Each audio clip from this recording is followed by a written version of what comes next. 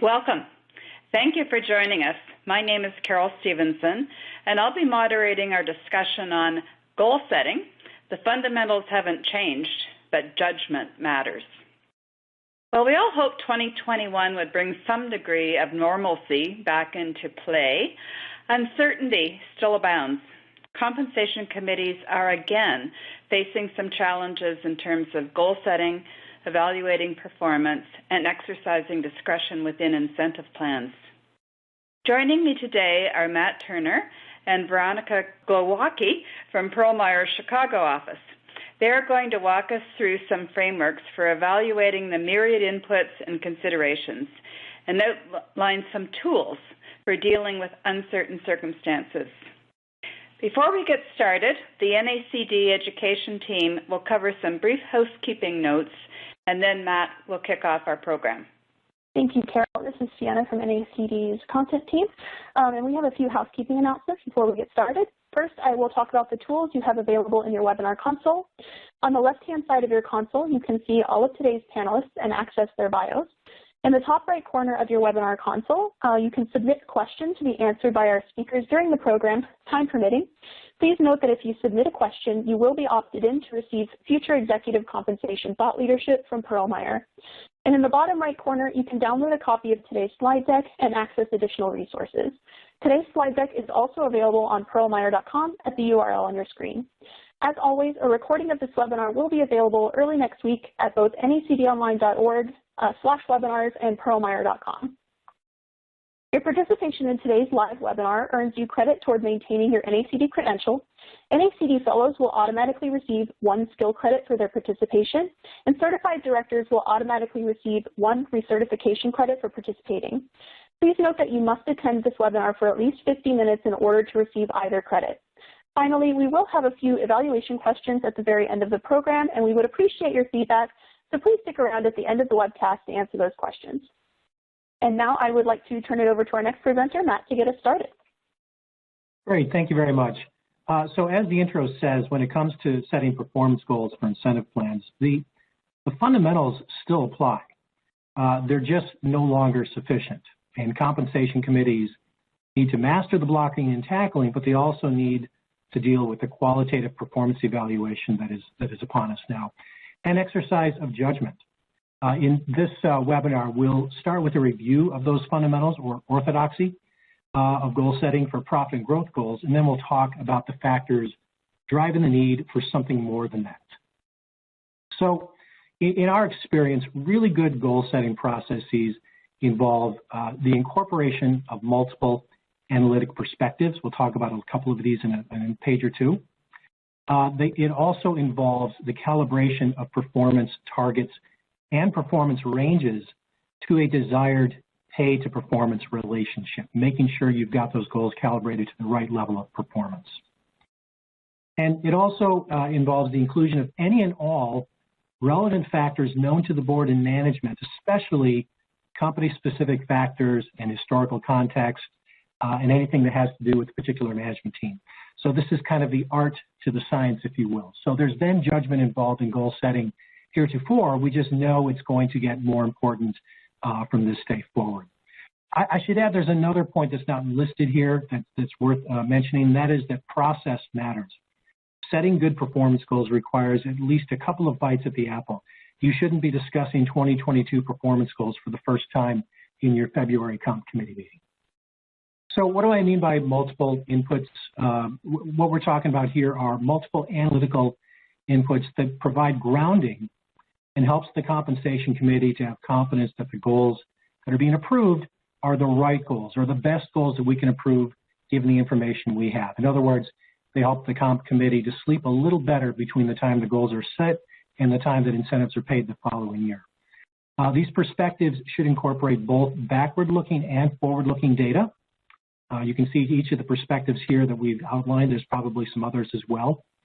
And in any given year, some of these perspectives might be more important than others, but they're all worth reviewing and pressure testing against the implications of one perspective versus the other. So kind of the foundational piece here is the budgeting and long-range planning process of the management team. and this really forms the foundation of the perspectives that committees typically look at. And when these are done really well, they incorporate many of the other perspectives we were talking about on the prior page, but they do form kind of the bottom-up view of what is possible and what is likely in terms of performance. They should also incorporate upside and downside cases that help the committee to understand the key drivers of results, as well as the potential variance of performance around the planned number. So what's a base case, what's a planned number, what's kind of an aggressive performance number. So you have an idea of what might form kind of the threshold to maximum level of performance. Shareholder expectations are sometimes shorthanded by a review of analyst earnings estimates, but in our experience, analyst earnings estimates are pretty thin in terms of trying to understand performance of a company. We think it can be very enlightening for the Comp Committee to take a deeper dive on the prevailing share price levels and understand what's the implied growth and earnings expectations of the enterprise. What are your shareholders expecting as they reveal in terms of the level of your share price in the marketplace? We often use a discounted economic profit or EVA type modeling approach to infer those expectations, and they can be dialed back to understand expected level of performance vis-a-vis the incentive plan metrics around profit and growth. Such modeling can validate or challenge management plans. Veronica, would you like to cover the topic of goal calibration? Sure, thanks, Matt. So when setting goals for incentive plans, we want to make sure that they're relevant to the business and robust. They should be set up to be reasonably challenging but still achievable. Assuming business conditions over the performance period are roughly the same as what was projected in the planning process, it should take the concerted effort of the management team to achieve target performance. If business conditions do vary from the planning assumptions, ensuring that goals are robust at the onset should allow the management team to still have a reasonable chance to earn an incentive when business conditions are tougher than anticipated, or on the other hand, ensure that a maximum incentive doesn't become too easy in case of unanticipated tailwinds. As a rule of thumb, we often say that the average company should be able to achieve a target payout or better roughly 50 to 60% of the time, a maximum payout 10 to 20% of the time, and at least a threshold level of payout 80 to 90% of the time. We recently did some research as a firm looking specifically at the distribution of annual incentive plan payouts across S&P 500 CEOs over the past 5 years. The data shown in the graph here supports this guideline. You can see 10% of companies here achieved a bonus payout of 180% of target or greater, 50% achieved a payout of 109% of target or greater, with increasing prevalence as you get closer and closer to a payout at threshold. Only 13% of companies did not earn a payout. So the caveat here is that you'd still expect stronger performing companies to have a richer distribution and fall more to the left side of this graph, and vice versa for poorly performing companies. But it's also worth examining if goals are too challenging if a company is consistently struggling to earn a payout, or if goals are too easy if a company is consistently paying out at maximum. Great, thank you, Veronica. So that essentially is the orthodoxy out there, but as we've said, it's really no longer sufficient. And as we take a look back over the past 12 to 18 months of what's been going on with COVID and social movements, things really are a-changing. And so what we see is, as we're here in the middle of 2021, we need to think about adjusting expectations around performance for companies that might be at one end or the other of the performance spectrum we're seeing. We've got some companies in some industry sectors where there's an embarrassment of riches. At the same time, we've got other companies that are experiencing continued rough waters from COVID, the COVID economy going into this year, even beyond last year. And it really complicates how you think about setting goals for 2022 in the next couple of months. Second piece here is we're referring to the discretionary use of discretion. We certainly saw an increased tolerance of the use of discretion for 2020 with the 2021 CD&A, but a lot of companies said that was kind of a one-time thing. What are we doing about 2022? Thirdly, continued uncertainty with the continued threat of COVID, tremors from the economy in China with potential defaults, federal government budget troubles. These all point to historic difficulties in forecasting performance. So even if we think directionally we know what's going on, it's a very wide a very wide road in terms of deciding, where performance is really going to go. How can incentive compensation plans cope? So the hint here is that it may not just be about getting the numbers right, it may be about getting the plan design right as well. And then finally, maybe it's the elephant in the room here, we have an expanding performance scorecard in corporate America. ESG is not a fad. It's not going away. Many such areas of performance in the ESG categories cannot easily be reduced to a few quantitative metrics. And so it's really going to push us to think about qualitative and more complex performance evaluation. Just a word here about the adjusting expectations. If we think about their companies and industries in different buckets, on the embarrassment of riches side, we know that construction trades have just been having a crazy strong year with the price of raw materials input and lumber and such. Energy, of course, and the financials are doing very well. And 2021 results are shaping up to pay at max or better. The big question is, how repeatable are these results going forward? Is year-over-year growth even possible? I put that question here because I know it's still something that we find in boardrooms where part of the input for setting goals is, well, we need to see X% growth over the prior year. But when you have a year like 2021 in these industries, that may just not be possible. So do management and the board have the same view for 2022? That can be a major issue with setting goals. On the flip side, the rough waters side, travel obviously is having a rough year, rough 2 years, entertainment industry, the automotive industry. We've seen supply chain shocks, especially in the area of chips and semiconductors, raw materials, component cost inputs, COVID employee shortages, dealing with the Great Resignation, and just the upheaval in the employment market. And a lot of these companies, they used discretion last year. How is ISS going to view discretion? And more importantly, how are investors ultimately going to view the use of discretion going forward in another year of exception? Veronica, would you like to cover what we're seeing with discretion here? Yeah, thank you, Matt. So given the impacts of the pandemic and the challenges many companies faced in making compensation decisions last year, proxy advisory firms indicated more of an openness towards companies choosing to use positive discretion in their incentive plans, but actual experience for companies using discretion was kind of a mixed bag. We ran some research to look at the relationship between say-on-pay results and the use of discretion, and found that as the degree of positive discretion increased, so did the prevalence of low or failed say-on-pay votes. Our colleague Stephen Huber recently published a more in-depth piece on this that you can find on our blog, but I want to focus specifically on the results of the research shown in the table here. If you look at these points, they reflect Fortune 100 companies, green if they exercised negative discretion and reduced final payouts, and red if they exercised positive discretion. All studied companies that used negative discretion passed, as you can see in the top left quadrant here. And as positive adjustments got larger and larger, the prevalence of low support or failure increased. So you can see down here at the bottom, 3 out of 4 companies that positively adjusted payouts by an additional 75% or more had support of 60% or less, with 2 of those companies failing the vote.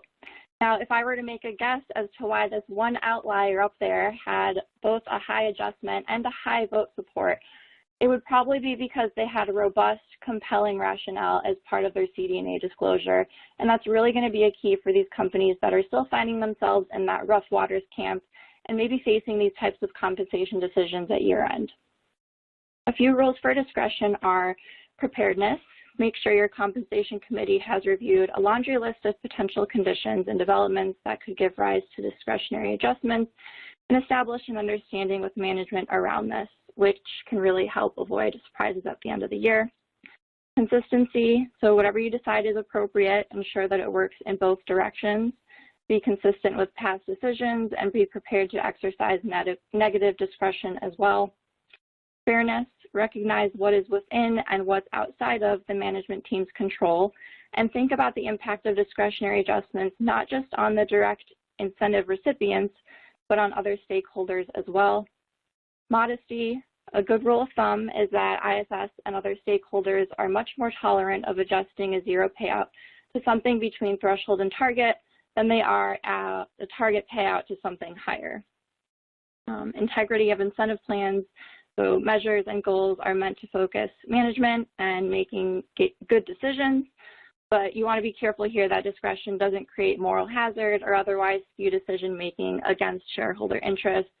And again, if you're a public company, a solid, thoughtful rationale in your proxy statement is also going to be a rule that you're going to want to follow if you're choosing to use discretion again for 2021.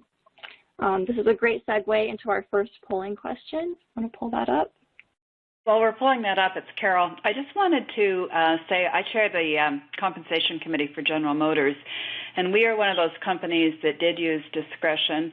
As Matt said, the automotive industry was hard hit, but we also got about a 96% say on pay result. And I think one of the reasons is because, well, first of all, we did not go above target, and then secondly, we spent a lot of time on our disclosure and explaining it to our shareholders. So you can use discretion, and it can result in a positive result from shareholders and ISS and others, but you really do have to follow those principles that I think Veronica outlined.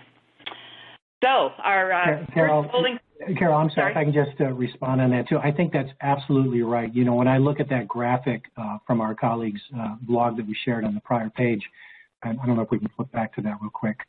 That bifurcation between the companies that exercised positive discretion in past and those that failed, you know, in my view, when I think about the key takeaways that Veronica listed here, the consistency, fairness, modesty in particular, those are the points that made the difference between shareholders and ISS saying, all right, we understand, this makes sense. We're going to, you know, we recommend for, and shareholders following. And, you know, if you didn't get that, it becomes pretty easy for shareholders to object to what might appear like an arbitrary use of discretion. So definitely agree. Okay, let's go to our first polling question. And what we'd like you to give us feedback on is your company anticipating using discretion to adjust your short-term incentive payouts for the 2021 results. And the answers to choose from are yes, definitely, likely, unsure, probably not, or definitely not. And if you can vote now, we will give you the results in a few seconds. It's a tough decision for sure this year, and you know, I like that analogy about the rough water industries and those that are actually not feeling much pain at all. So it's, I wouldn't be surprised if we get some variation in the answers, but we will see in a few seconds here. Yeah. Well, you know, and Carol, I without naming names, I know there are some companies that started the year, the first quarter or two, feeling pretty good, like they were going to land between target and maximum in their results, and then, you know, as the supply chain shocks just reverberated, you know, around the globe, frankly, results just, you know, started heading south in the third quarter. So it's really been a tough year to gauge where you're going. So yeah, I'll be curious to see what the results are here as well. There we go. Oh, majority or a lack of certainty. Look at that. Well, that's not surprising. Boy, this is almost a normal distribution. Look at that. Well, I guess, given what I just said, this kind of fits as a normal distribution with, you know, a lot of people just not sure what's going to be the case at the end of 2021. But it really, boy, that's a symmetrical distribution there. More so than we typically see for bonus plan payout distributions over time. But, you know, a good solid 35%, about, you know, over a third saying likely or definitely there's going to be positive discretion. I think compared to, you know, prior years, that's certainly a higher number than we would typically expect. In this unsure category, I'm sure, you know, a sliver of those are going to end up in the above categories by the time we get to the end of the year. And then, you know, a nice solid 15% say, no, we're through with that at this point. And some others saying probably not.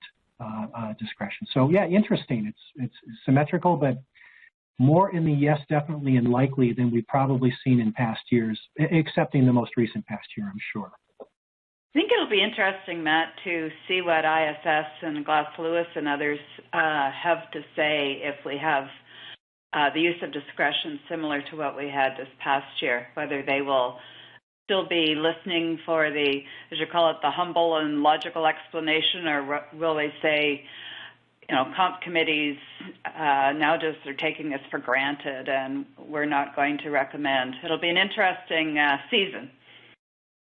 Yeah, I think that's right, Carol. And just to make clear, the data we were looking at earlier with the positive and negative or no discretion and where those votes came from, that was for the 100 largest companies.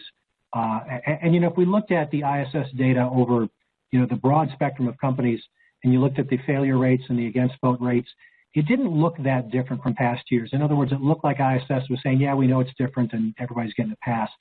But when you look at the 100 largest companies, they were tougher on those 100 largest companies than they were on the rest of companies. And, you know, one way to interpret that is, you know, ISS took a slice of companies and said, we're going to, you know, apply, you know, a heightened level of you know, looking at what's going on, and really, you know, hold companies to task in terms of their use of positive discretion.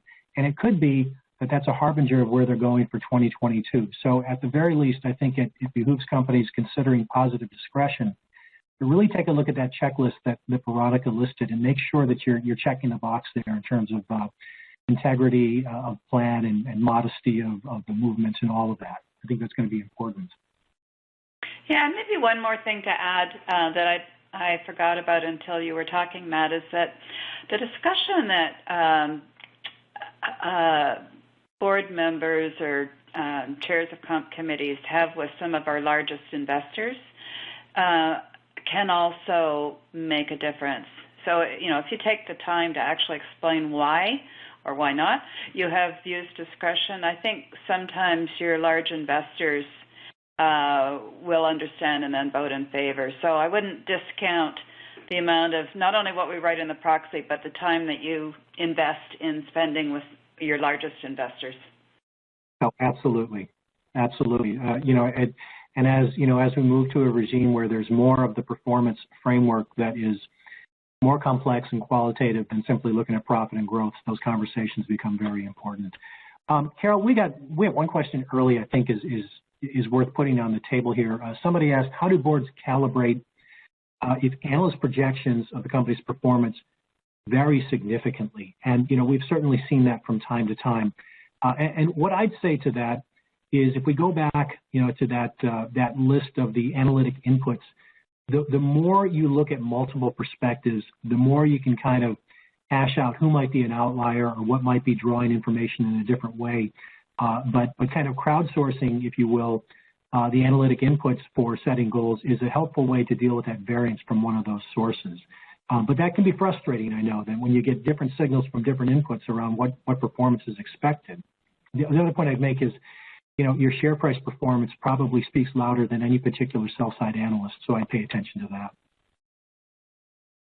Okay, now I'll use that as a segue then to get to our next slide here, which is the third point about what's driving the need for qualitative and qualitative evaluation and judgment, and that is that, you know, the uncertainty we've been talking about. It is certainly here today. It's raining. It can cause headaches. It can cause insomnia for comp committee members. When you have this elevated uncertainty, as might be reflected in you know, different opinions from different analysts, the likelihood of goals becoming irrelevant during the year becomes higher. In other words, you start the year with a set of goals in a performance range, and 3-4 months in, you're either going to miss it by you know, a mile, and there's no point because, you know, you're below threshold, or maybe you're coasting to a maximum payment. And at that point, the incentive plan really isn't doing its job anymore. You've got the chances that an ex post pay and performance picture appears out of line. You might have, you know, the possibility of significant underpayment for extraordinary performance, creating a retention risk for key members of your executive team.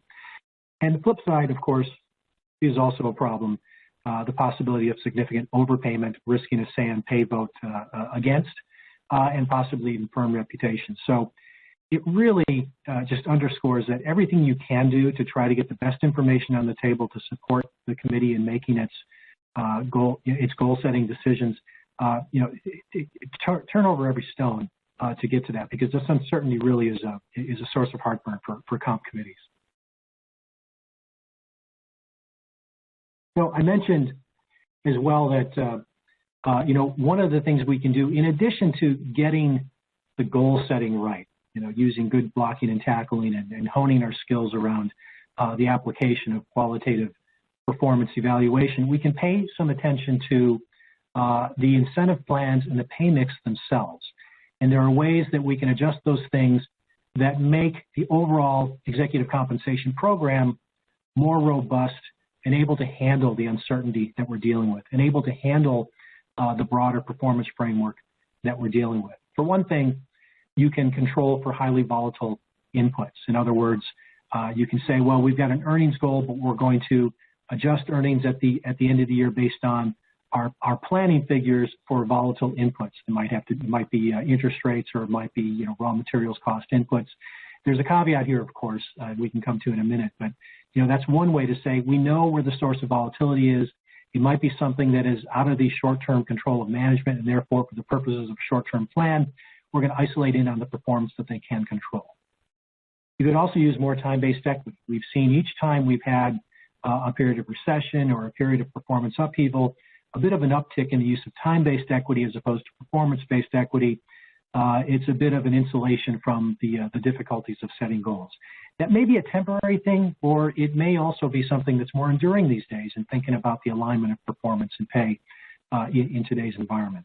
Discretion and judgment, we talked about honing those skills. Shorter performance periods, we know that there are some caveats there as well, but there are times when it's simply impossible to plan for that traditional 3-year performance period. There might be some things you can do to shorten up the horizon and still have kind of a long-term flavor to your long-term plan. Over on the other side of this graphic, more measures. We talked about the fact, and the next thing we're going to talk about is the expanding performance scorecard. But when you have more measures on the scorecard for short-term incentives, you get a bit of reversion into the mean in terms of the incentive plan results. So if you have one measure and you max out that measure, you get a max payout. But if you have 2 or 3 measures, it's harder to max out all of those measures at the same time. And the converse is also true. So you get some natural buffering of the plan with the inclusion of more measures in your plan. Relative performance metrics. Until very recently, relative TSR has been the one relatively easy, no pun intended, measure that you can use on a relative basis because it's kind of the common denominator of any publicly traded company. There's all kinds of issues with looking at relative performance across financial measures because everybody's balance sheet is a little bit different and the history that goes into that balance sheet is different. Everybody's context is a bit different. But given what we're dealing with now, it really is a good time to revisit, to decide if, because of all this volatility, why don't we measure our performance relative to how other companies within our industry or like comparables are doing in certain metrics. Wider performance ranges, kind of the obvious piece here. If we know that there's greater variance, we can lower the threshold and increase the maximum in our range. And then finally, there's this concept of target as a range. So instead of having a point of performance as target that is plus or minus target for plus or minus $1 of performance, you could say a target payout is delivered for plus or minus 2 or 3 percentage points of that targeted number. Okay, and then we just talked about the expanding performance scorecard. And again, I'll say ESG is here to stay. And I will tell you that, as recently as I think the beginning of this year, many of us at ProMeyer have been saying to our clients that, companies can do ESG very well. They can demonstrate their commitment to enduring company values and to sustainability in great ways and not have it show up in their incentive plans. And the converse is true as well. Companies can slap ESG measures into their incentive plans, and there's 100 ways to do it poorly. There's 100 ways to have unintended consequences. And so it's not a rock solid given that ESG is going to be in incentive plans. That's what we were saying as recently as 7 or 8 months ago.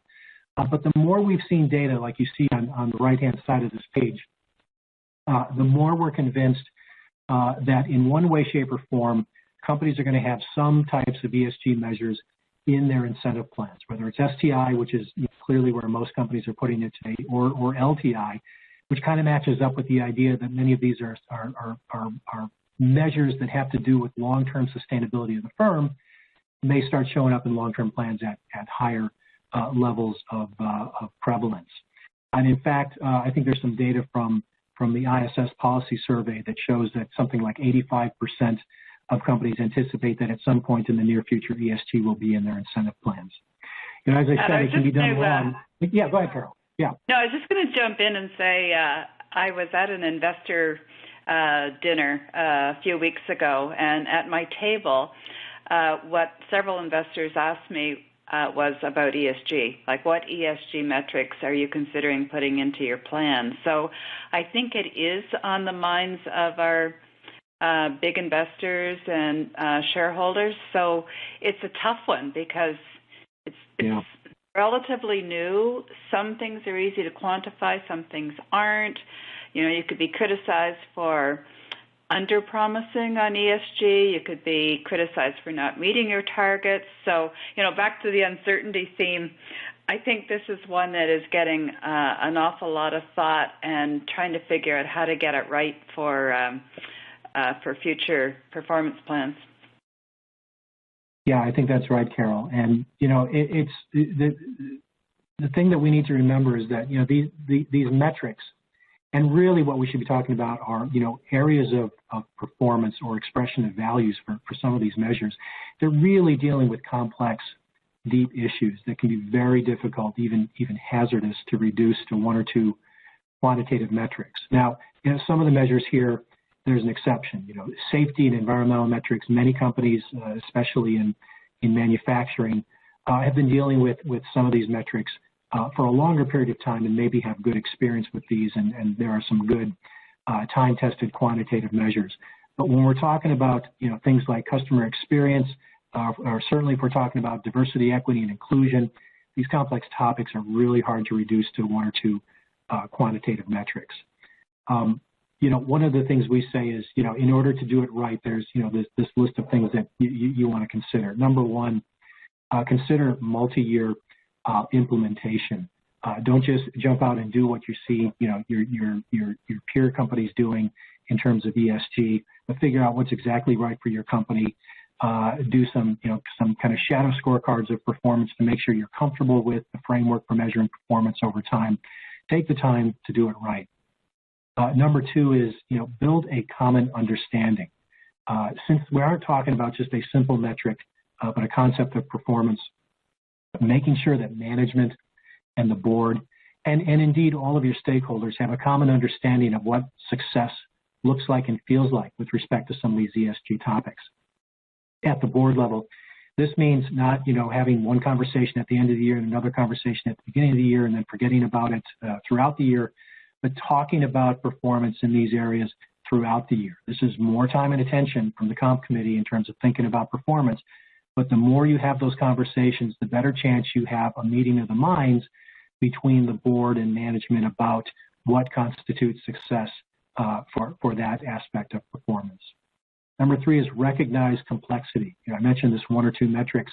A lot of companies that are doing DE&I, they have a very deep scorecard that looks at 5, 6, maybe 7 dimensions of performance of the organization. And there will be quantitative metrics attached to it, but there's an awful lot of focus on the qualitative, on the process, making sure that, you know, there's a feeling of performance here, not just a quantitative outcome in terms of numbers. And speaking of that, beware of unintended consequences. Sometimes when you drive measures too quickly, too deeply into an organization, you can create a situation of backlash. You can create a system of a feeling of zero-sum game. You want to make sure of that incremental implementation so that people not only understand what you're trying to do and have confidence in the measures that are being applied, but they're believing in the mission as well. And then finally, ensure integrity of goals. A good example of this is a recent conversation with a client who said, you know, when it comes to environmental goals, we need to be careful because there's a fair amount of low-hanging fruit for many companies out there, and you want to be careful of something he called greenwashing. That is, doing some things that are right in front of us and relatively easy and taking more credit for those things than they're worth. So there's a bit of kind of storming until we get to norming around what really constitutes good and great performance in some of these areas of performance. So ensure the integrity of goals. Make sure the effort and achievement is calibrated to the level of performance we're talking about. I think that brings us to the next poll question, Carol. Yeah, thanks, Matt. Speaking of ESG, will ESG measures be part of your 2022 incentive plans? And the answers are yes, they already are. Yes, the first year of meaningful ESG inclusion. Third, unsure, not likely, but considering in the future. Or finally, no, and not likely for the foreseeable future. So if you could mark your vote down, we'll give you the results in a couple of seconds. This one will be interesting. Yeah, it will. We'll see if it matches up with what the ISS policy survey was turning in. We'll see how these numbers compare to the 2018, 2019, and 2020 figures we shared on a prior page. It should be interesting. And while people are voting, a question did come in. Do you have any idea of who and how to measure the G part of ESG? Well, that's a great question. I think that thus far, when I think about compensation committees and the performance framework, the G has been more about the process itself, making sure that the compensation committee and any other aspects of the board oversight of incentive compensation or just how more frankly how the company is run, that there is good process in place. There's a good framework for shareholder feedback. There is integrity to the outcomes of the incentive plans, and that the organization is doing what it needs to do to have a good functioning executive compensation program. It's not the kind of thing that really shows up with a lot of discrete performance measures in the program, but it's the kind of thing that makes sure that when your stakeholders read your CD&A, they have confidence that the organization is doing what it needs to do with respect to executive compensation. That's my take on that. Yeah, and I think even a little more broadly on governance, you're right, they look at process, but they also look at how you govern yourselves. So, do you have the right skills on the board? Do you have diversity? Yeah. Do you have the right amount of board turnover? Can you explain clearly why, each director is making a contribution in what they do at the board table? So I think you're right, it's not just a bunch of numbers, but it really is a narrative that you explain when you do your proxy. And, I think, again, it goes back to my comment, too, on investor relations. The investors want to know that they have access to board members and that they will get the unvarnished truth from them. So I think it's a bit of how we conduct ourselves, too, as board members, which influences people's views on the kind of governance a company is receiving from its board. Yeah. Just one more anecdote on the G that kind of popped in my mind as you were talking is, I recently had a client that was going through its quarterly review of its DE&I progress against its scorecard, and I was struck with how candid management was and what a great level of mutual trust there was between the management team and the board, that they could have such an open, transparent conversation about some very sensitive topics within the organization. And it struck me that that's a good sample of good G. It's not necessarily the kind of thing that is going to show up in the CD&A, but it certainly was demonstrated between management and the board that they're doing it right. So, G is very complex, and it's, a lot of it isn't going to, even show up on the surface in the CD&A, but when companies do it well, it shows up indirectly. And I would just add, in addition to kind of governance and process and stakeholder engagement, there's also a component of cybersecurity and data protection. This is actually an ESG goal that doesn't quite fall into environmental or social, but it is a governance goal. It'll include cybersecurity, fraud protection, and prevention and data governance. And that, may very well be a key component for, especially for tech companies moving forward. Great point, Veronica. Okay, I'm dying to see what we've got on the floor here. Yeah, I'll go ahead and flip this over, and let's see. So 20% say yes, they are. Another 14% say yes, first meaningful next year. About 30% are unsure, and we've got about 35% not likely and not for the foreseeable future. So it sounds like our audience is a little more conservative in the outlook than what we were seeing from the ISS numbers that said about 85% either had it in place or would have it in the near future. So interesting.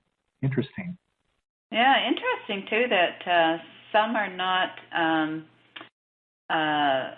foreseeing that they will even have it in the next few years. That very last answer is at almost 10%. I found that surprising. So it'll be interesting to understand why that is. Absolutely. At this point, I'll talk about our key takeaways, and then we'll open it up for some more questions that we can try to address here. In terms of key takeaways, obviously getting the fundamentals right. That when a comp committee and the management team can get all of the blocking and tackling right around the traditional goal setting tasks, that's a good foundation to have. And moreover, in addition to that, if you can review your plan design and the mix of the pay components for your executive team, that can also help you have a program in place that can weather the difficult times when we have more uncertainty and greater difficulty in setting performance goals. But beyond that, point 3 here, prepare for increased qualitative assessment and discretion. It is upon us. Board members cannot simply rely on looking at the profit and growth numbers or return on invested capital numbers at the end of the year and translate that into incentives. You're going to have to exercise some judgment. And it behooves you to do the planning at the front end and have the conversations throughout the year and at the back end to make sure that you are as well equipped as possible to make good, informed, qualitative assessments of performance and apply those to the incentive plan results. And then finally, stay engaged. Invest the time needed to do it right. This is particularly important when it comes to those ESG type measures or areas of performance. You want to make sure that everybody's kind of on the same page around what are we trying to measure here and what's the best assessment, and avoid unintended consequences. So with that, I'll pause and wait and see if we've got some questions that we want to address. Yeah, it looks like there was one that's come through about dealing with this broader scorecard and these measures, especially in the ESG category. How do you address disclosure and communication around these goals? And I think that's a great thing to talk about here. First off, some of the rules that you have dealt with over the past several years with changes in CD&A disclosure apply here as well, and that is, if you take a step and disclose in a certain way or to a certain depth this year, it's going to be harder for you to retreat from that in the future. So think incrementally about what you're disclosing around specific performance, specific goals, and specific achievement. But beyond that, I'd also note that disclosure is getting broader and more complex. We're not just talking about the CD&A anymore. We're talking about other places that a company discloses information about its corporate values and its commitment to the broader community.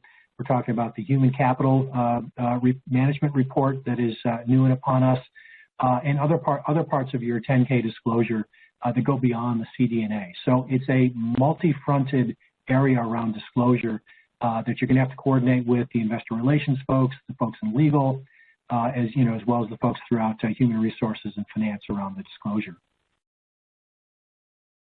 No, I was just going to say that I've sat on lots of different committees in my board career, and I have always felt that the HR committee is actually one of the most challenging, and it's challenging because of what you said at the very beginning. Judgment is required, and as time wears on and things evolve, I would say that judgment quotient is growing and growing and growing. So, unlike, say, an audit committee, there are rules, and, it's right or wrong to do accounting a certain way. But the Human Resource Committee, I think, is a very tough committee, and you're right about the engagement and the more that you can learn about what others are doing, the more you understand the total company and what actually drives success, I think the better HR committee member you will be.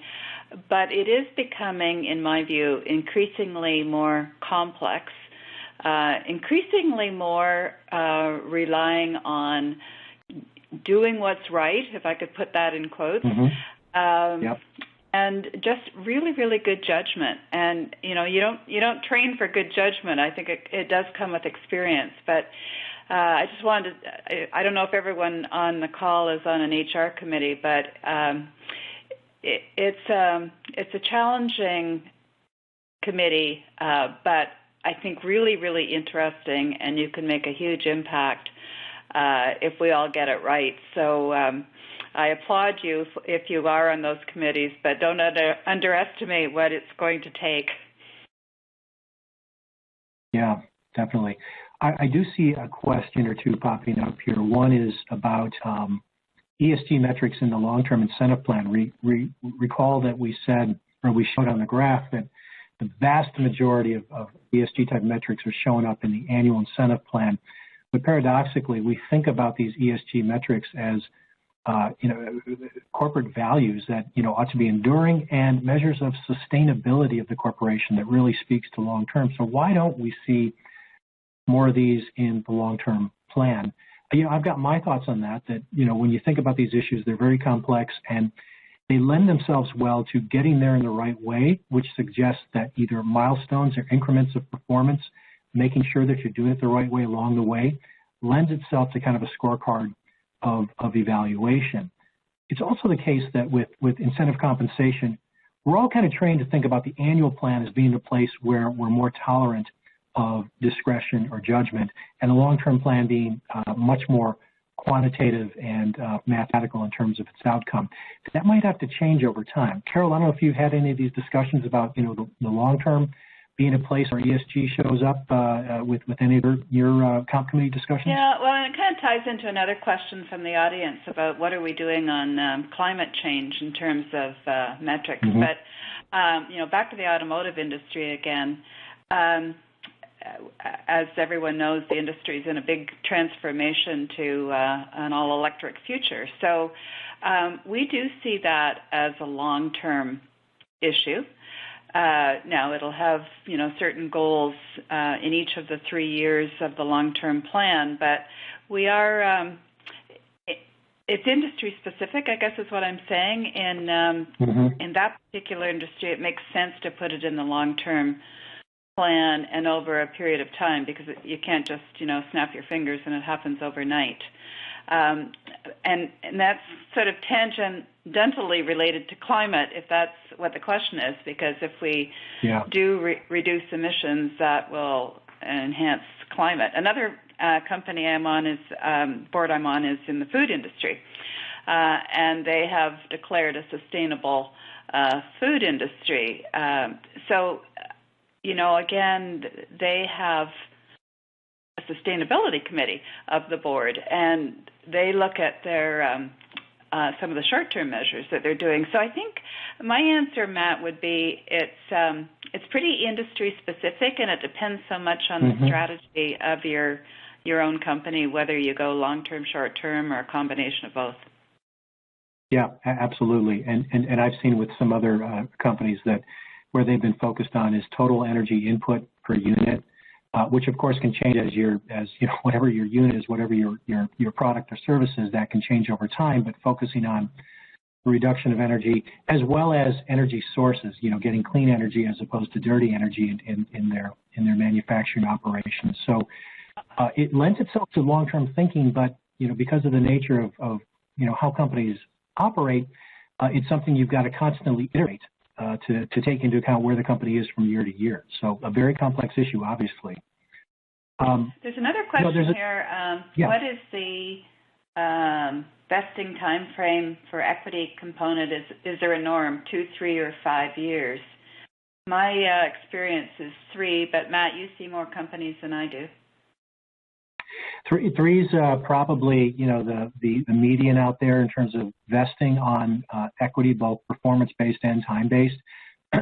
There is from time to time a movement to lengthen out vesting. I will tell you in all honesty, I've had some conversations recently in the high tech and young and emerging company space that is kind of moving in the opposite direction.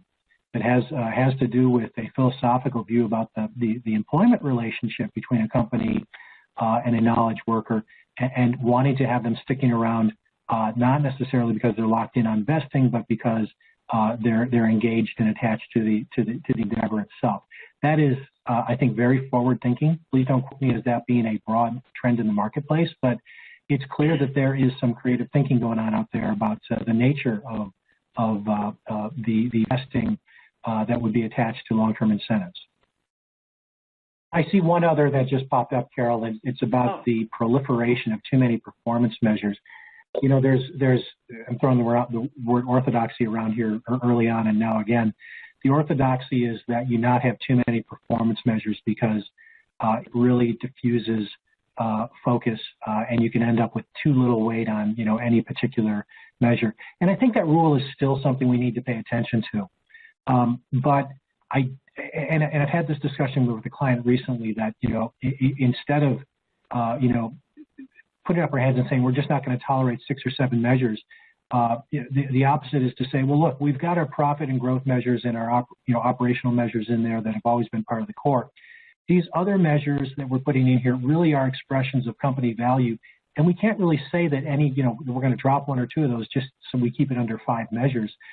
We're really just going to say that there's a category of measurement that has to do with the expression of our company values in our communities, and they kind of roll up as a measurement category themselves. So, you know, it's a little bit of, you know, sleight of hand in terms of counting the number of measures, but in terms of making room for ESG, I think it's, you know, it's not really a zero-sum game. It's really something where there is going to be an added, more complex scorecard going forward than what we've been used to. And I see one more here. It's given the immediacy and frequently public nature of impact from a cyber or a data incident versus that of other governance priorities, do you expect we'll see an increase in cyber expertise on boards or even more technical acumen at the table? My short answer is yes. Yeah, that's my short answer too. I think we're already seeing it. I've been quite impressed with a board member here and there on different clients who just, wow, that, you know, their experience, some of it in trial by fire with companies they've been involved in, but just the expertise at the board level, I think is already increasing around dealing with cyber threats and more broadly, you know, just you know, risks to you know, to the corporate existence and the corporate reputation. Those things. Those skills and experiences are really starting to show up. Yeah, and certainly readiness exercises at the board table, too, are taking place where, you know, we kind of simulate what would happen should there be an attack, who would do what, and, you know, making sure that we have certainly all the preventative measures in place, but also what if something did happen. So I think boards are getting more, not only are they getting expertise, they're also getting more engaged in the whole discussion and taking more ownership of it, because it, as the person that submitted the question said, it can really impact the reputation of a company if they don't act quickly and publicly when something like that happens. Okay, we're at 2:58 by my clock. This has been a really interesting discussion, and I really hope that it's helped many of you that are on comp committees think about this upcoming year. I hope we haven't frightened you by all the uncertainty, but unfortunately, uncertainty has become a reality, if I could say that, and I think it's going to be just as challenging this year in terms of goal setting and evaluating performance, and then the discretion piece with incentive plans that we will have to think about very hard this year. So I want to thank Matt and Veronica, and I want to turn it back over to NACD.